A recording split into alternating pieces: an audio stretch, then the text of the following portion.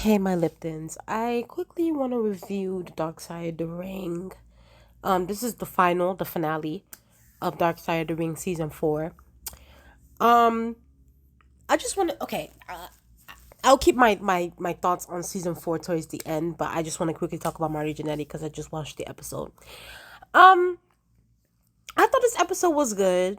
I thought it was good. I thought that it, I wish it was more informative about, Marty Janetty's childhood. I know they said the mom was abusive and the dad would be away most of the time. So his way of getting away from that was going into sports. Um I think that, first of all, let me just say this. Marty Janetty, and of course we can I'm going to get to the other parts of it, but like during this episode, I did find it a little bit hard for me to understand what he was saying. There were times where I felt like he was just mumbling at times. I felt like his words, he was saying things but the words wasn't really informing, and I wish that they would have put some subtitles under the video, while, because there were certain times where I was just like, bro, what did you just, I had to go back and like rewind it, put like try to get some closed captions, because there were just times where he was just saying things and like the words weren't just forming. I don't know what was going on there, but like it was real hard for me to understand what he was saying at times. But that was that. Another thing too. Brutus Beefcake and whoever her name is, Beefcake or Mrs. Beefcake. I found them to be extremely weird. It's just like there was, and I wish I had a picture of them right now. But to me, they were just very weird to me, because it's almost as if they wanted to have a threesome with Marty Jannetty at this point. It's like if they could find him right now, if they can go to Columbus or to wherever, Ohio or Georgia, wherever Marty Jannetty is at, if they can find him, they will probably have a threesome with him, because the way that what's her name, Mrs. Beefcake or whatever, Brutus Beefcake's wife, the way that she kept saying, oh, Marty Jannetty during his prime, he was real good looking, you just wanted to undress him with your eyes and this and that and that. I'm just like, she's right next to her husband at that, and then Brutus Beefcake was just smiling and kikiing. I'm just like, okay, clearly y'all wanna bang, you know, Marty Jannetty, because I'm just like, girl, like you're being real thirsty right now. Like, it's not that deep. This is not the Marty Jannetty of the 1980s. This is Marty Jannetty 2023. He looks a mess now. It's no shade. It's no shade. Like, this is how he looks. But I don't know. Maybe she does want to still smash him. And maybe Brutus Beefcake will watch. But, um, I will also say some of the good talkers there was Al Snow. And then there was I think Karen Waters is her name. She was one of the, I guess, friends with benefits type of person, for Marty Jannetty. And she kind of started off this episode. She was basically saying that, listen, a good amount of the stuff that Marty Jannetty says is a bunch of lies and tales. So you gotta take some things with a grain of salt. But she was like, if you know Marty Jannetty like on a good personal level, and he, like, you're one of his own, one of his family, one of his friends, his good friends like her, then he will tell you the truth about certain things. But the episode to start off, Marty Jannetty was just, talking his shit and like obviously talking a little bit about his childhood, and then there was a church scene when he went to the church and was like God amusement something something. Um just from the very beginning, Marty Jannetty was a train wreck. Um he was, hooked on drugs very early. He obviously he was a great, like, he was a attractive guy during his time, like very attractive guy. um he wasn't a bad looking fellow during his time. um and obviously they talk about the dynamic between Marty Jannetty and Shawn Michaels. Here's the thing. So of course, they, in the beginning, I have to look this up. I don't really remember who were the main people that really helped Shawn Michaels and that sort of thing. And of course, Marty Jannetty was one of them, but I do want to look at his trainers, because in this episode, you would think that Marty Jannetty was the one that, like, that formed Shawn Michaels. So it's like I think somebody needs to put in the comment section about who was it that really helped Shawn Michaels and trained him and all that stuff. So they put Shawn Michaels and Marty Jannetty together during the territory days. At first they were the midnight something, and then they were a great tag team, very athletic. Could do moves, can do bumps, everything. Um, Vince McMahon sees them and was like, "Listen, I'm gonna give you a contract." They go to the WWF. They were making a bunch of commotion in the WWF because they were partying, they were drinking, taking drugs, fighting at bars. So they ended up getting fired, and then they go back into the territories. They work their ways back up again.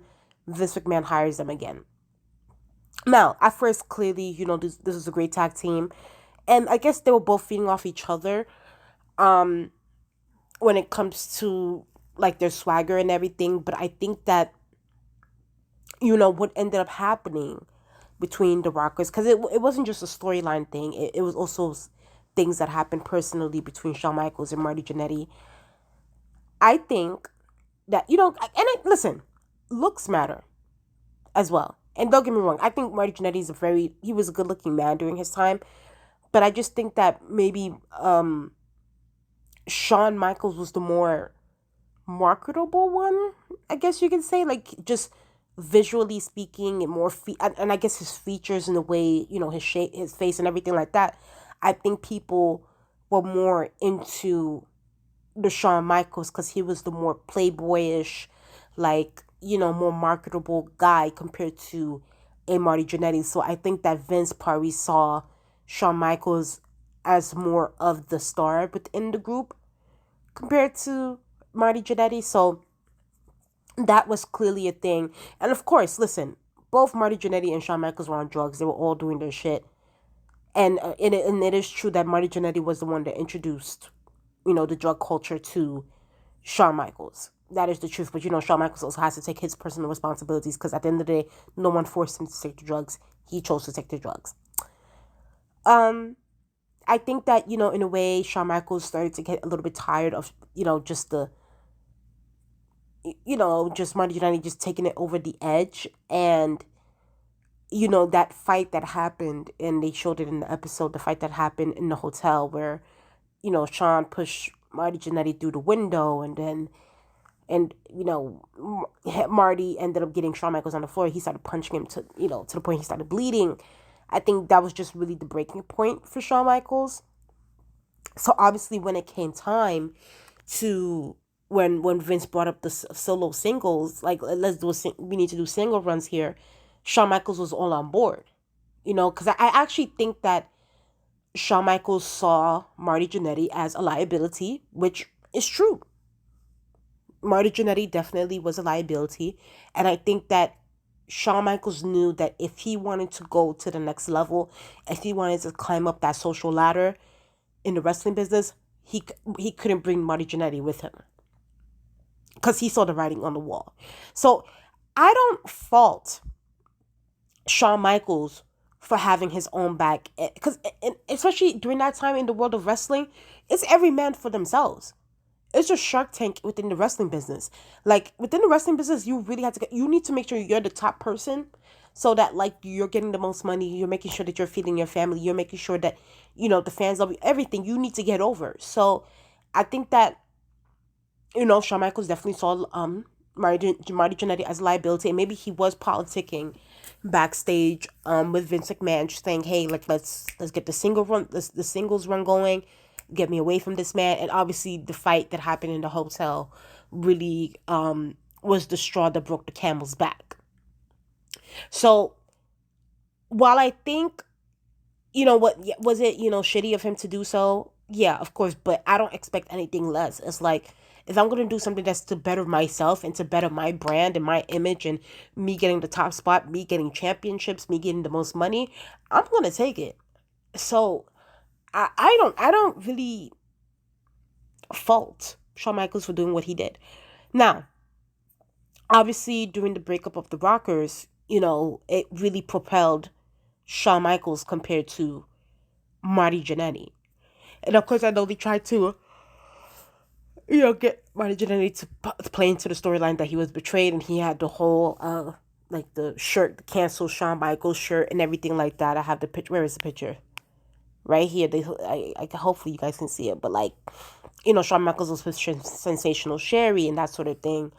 Shawn Michaels was climbing up. He was climbing up the social ladder, and Marty Jannetty, he was still, the quote unquote mid card guy, and Al Snow even said, I don't think it's Al Snow. I think it's somebody else, but like he was saying that like they try to revive the Rockers, but this time they put Al Snow with Marty Jannetty because I think that they said that Shawn Michaels didn't want the audience to remember the Rockers of Marty Jannetty and Shawn Michaels. He wanted to really separate himself from Marty Jannetty. He didn't want to be second fiddle or to needing that. He wanted to build himself up. So, um, I mean, I don't know. I don't blame Shawn Michaels for that. I'm just like, I'm gonna do what's best for me, and it is what it is. And listen, and Shawn Michaels will tell you himself at this point. It's been said ad nauseum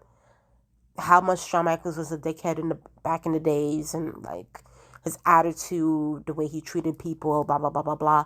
Of course, yes, Shawn Michaels was not the best person during the 80s, even in the 90s, everything within the 90s. Shawn Michaels is just not the greatest person in the world, and he would even tell you that right now. Um, but yeah, I think that that's what happened, and Marty, he was just continuing to be the mid card guy, and I think that he got tired of that. He went into WCW for a little bit, but that didn't end up working out for him. I think after WCW, from what they said here, like that, it's just like he was getting arrested, he was getting DUIs, like it was a lot going on with Marty Jannetty. So they ended up letting him go. He is home. He's not on TV for a good like 6 to 7 years. But the next thing you know, and he was at his breaking point where he was about to commit suicide. He was suicidal until like the phone rings like 7 years later, practically, and then it's like 2005. Shawn Michaels calls him. He's like, "Hey, listen, I'm delivered. Okay, I found God. I'm da da da. You should also do this. Let's come get baptized in Arizona. It's gonna be great. We need to do."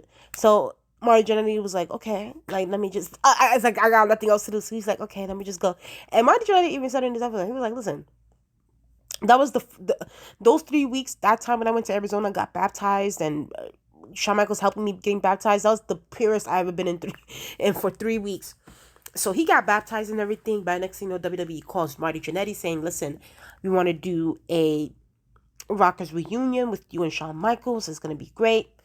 So Marty Jannetty comes back to WWE. Like, and mind you, Marty Jannetty still looks great in 2005. Like he looks good, muscles, everything. He looks toned. He looks great. They do the tag team stuff, and everything is good.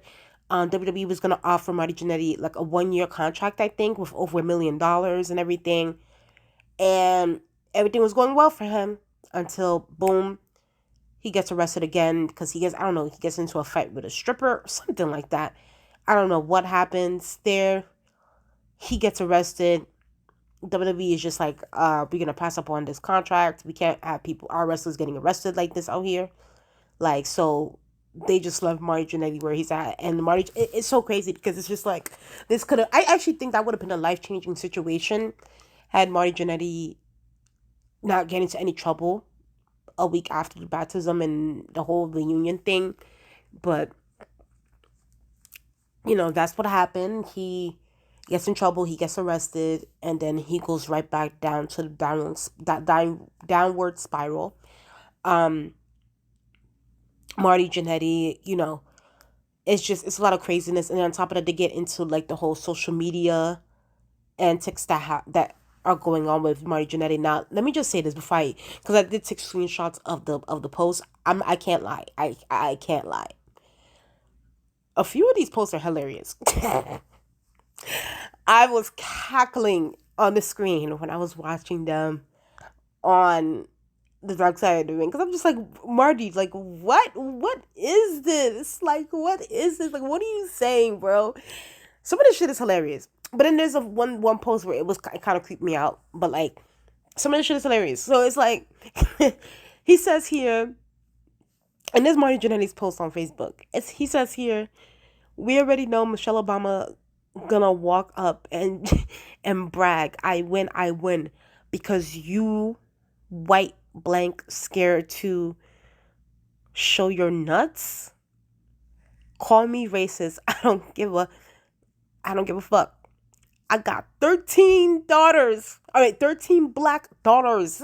Okay, so he's saying he's been running through the black girls, the black women. He said he got 13 black daughters that I might know of. So he doesn't know them at all. But be real, bitches. Obama only became black when it was cool to be black. As the Aflac duck says, half black. I bet bitches want to know which half. LOL. I think that says fuck. Yeah. F. By the way, excuse my language if I'm cursing. Idiot America, you get what you deserve. Y'all, when I saw this, I was cackling when I saw this. Because I had to pause it to read it. I'm like, let me see what he had to say. Because y'all are saying that he said some crazy stuff on Facebook. So I was reading this shit. I'm like, what is this? So this is another one too. He says, "So all my ninjas." I think we all know what he was trying to say with the ninjas part. I want y'all advice. Just got a call. $150,000 for 3 movies, porno movies. Can't say the name, but they're a big company. I'm thinking my bro Snoop had something to do with this. Check this though. I'd get to tear up some beautiful bitches. But as my brother said, my family could see that. My thought is, why is my family watching porno then gonna judge me? What do y'all think on that? Y'all, I don't know. Maybe Marty Janetty saw Miss Tammy Lynn Stitch's pornos and was like, listen, I also got offered porno, so I'm about to go do this. So this is a cackle. This is just a mess. Now, this was the one that kind of got me like, eh? So they asked him on Dark Side of the Ring. They were like, listen, like, but what was the thing with your daughter? And according to Marty Janetty, he claims that he did not write this message on Facebook. I don't know. But he claims that he didn't write this. I don't know if someone impersonated him on Facebook and wrote this. I'm not sure. But then again, he did write this and he did write this. So it's not too far-fetched that some people would think that you would write something like this. So it says here, and apparently Marty Janetty's talking about his daughter. It says here, if you loves me as much as I loves you, you will give your opinion. Just did a DNA 2 weeks ago. She's not my daughter. We both held out of sex because you don't do that. But now that we ain't, from you guys' side, she's effing hot. But she's been my daughter. I want to, but I can't get past that. I'm just like, okay, Mr. Targaryen tease. Okay, Miss Game of Thrones. I see you want some incestuous relationship with your daughter. But allegedly, according to him, he claims that this is not him. He didn't write this. He would never put his daughter in that kind of situation. I don't know. Okay. Now, let's talk about this whole... because this was practically the last half of the show. Marty Janetty claims... So he also wrote a post. I don't have the message here. He wrote a post claiming that he made a man disappear, basically saying that he murdered someone back in the day. Now, this got a lot of attention in the wrestling community, like to the point where the Columbus Police Department wanted to investigate it, but they were saying that they didn't see anything. They didn't they got no evidence of a murder taking place. Blah blah blah blah. So Vice, Dark Side of the Ring, and them tell Marty Janetty, listen, so hypothetically, let's say that you did commit a murder. What happened, right? So Marty lays out a scenario. he lays out a scenario about hypothetically how this murder would have taken place. So he's saying that when he was 13 years old, he was buying weed from a man.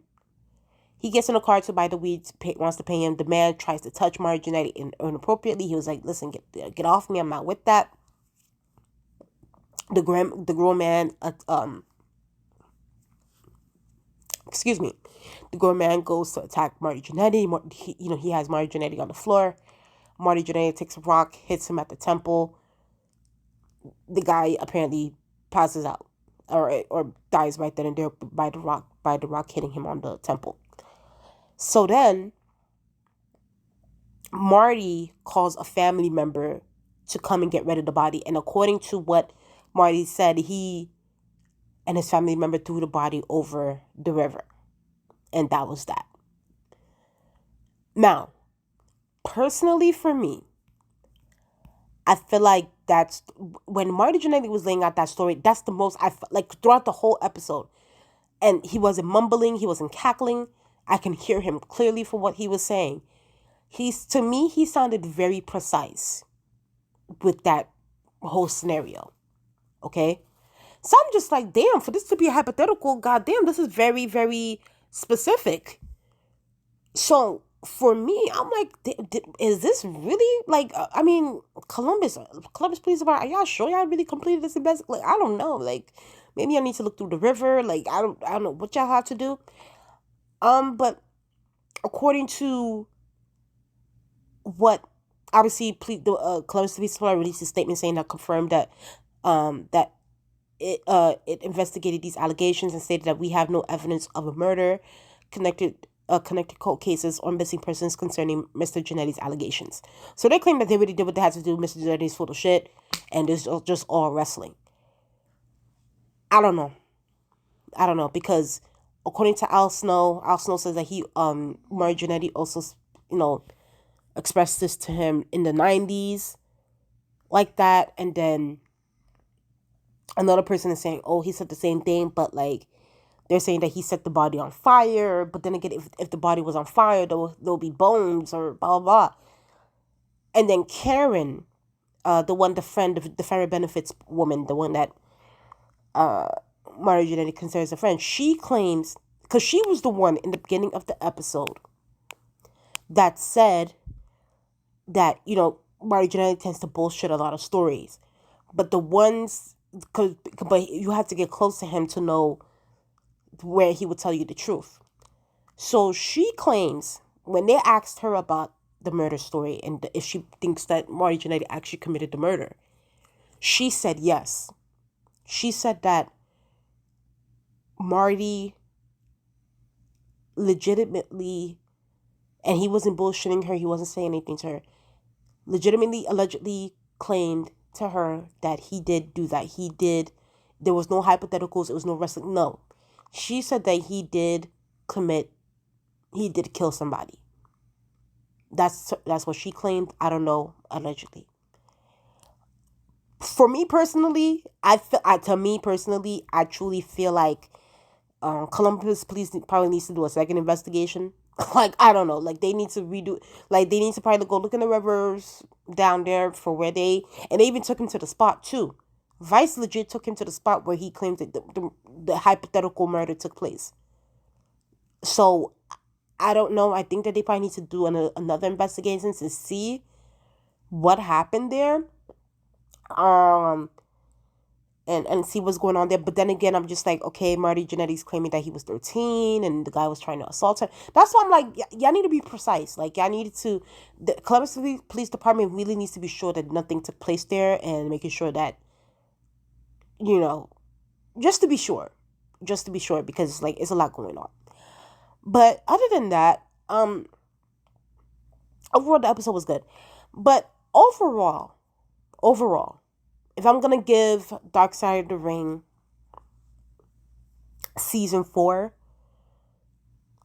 compared to last season 3 I would say that this was more so one of the weaker seasons. To me, I feel like season 2 and season 3 were really the best seasons of Dark Side of the Ring to me. Because I believe the Owen Hart episode and the Benoit episode was in season 2, if I'm not mistaken. I have to go back and look at that, but I think that was in season 2. I think so, because season 3 was Plane Ride from Hell, and yeah, and the Brian Pillman episode. So to me personally, for me, I felt like season 2, season 3 was the best seasons of Dark Side of the Ring. I would say season 4 definitely was one of the weaker ones.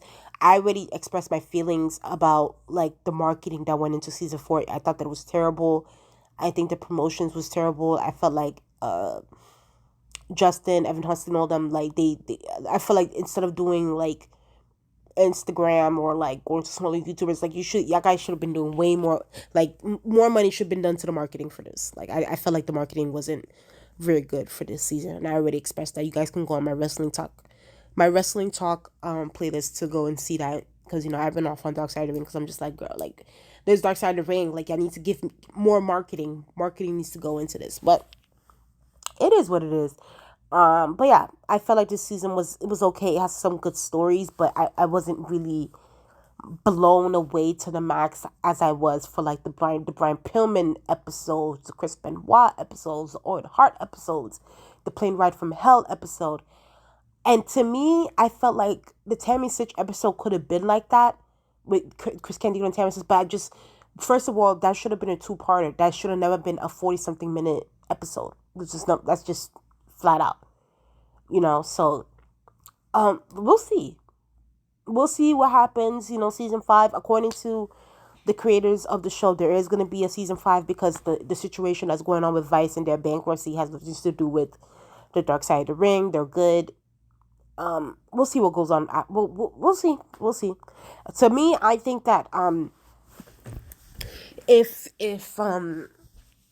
Tammy Sitch gets convicted, because her trial is coming up on August 21st, so I will be doing y'all know me, I told y'all guys I'm gonna be making sure I keep y'all updated on that Tammy Sitch trial.